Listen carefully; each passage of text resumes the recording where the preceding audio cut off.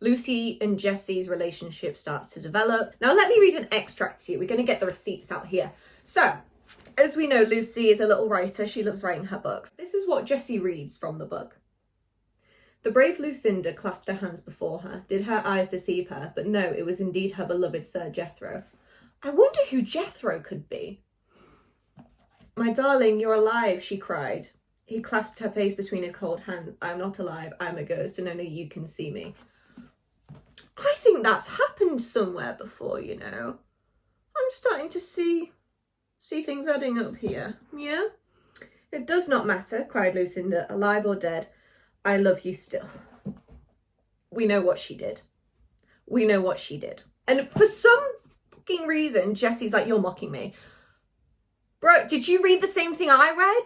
She literally's like, I love you. And he's like, you're mocking me. So they have this little argument, right? And then we get to this Jesse monologue. Let me just read it. When I'm with you, I imagine that my heart is beating, though it has not beaten for 7 years. You give me so much and I can give you nothing at all. I told myself you felt nothing for me any more than you would for a portrait or a photograph of someone who had once lived and breathed. If I told myself lies, then this is my fault, all of it, and I must put an end to it. So we all know what that means, right? Like, he's literally just said, I always loved you, but I thought you couldn't feel that for me. And now I'm going to have to put an end to that.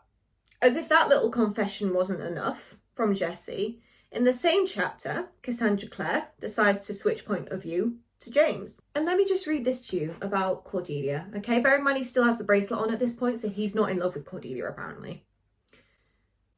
He recalled when he was a boy and the whole family had gathered in the drawing room, seeing an expression on his father's face that James always thought of as the quiet look. James knew now what his father had been thinking when he got the quiet look. It was the same thought he had had in the study at night, watching the light of the fire pass through Cordelia's unbound red hair, listening to her laugh, seeing the graceful movements of her hands in the warm lamplight. How do I live in this moment forever and not let it go? Would it be like that with Grace when they were married? James wondered. He had never felt comfortable around Grace as he did around Cordelia.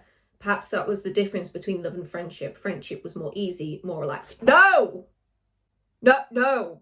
And then we get this entire paragraph of description about Cordelia from James, his friend, and he describes everything in detail. Then a sharp pain twinged behind his eyes. He'd been having bad headaches lately, maybe due to a lack of sleep.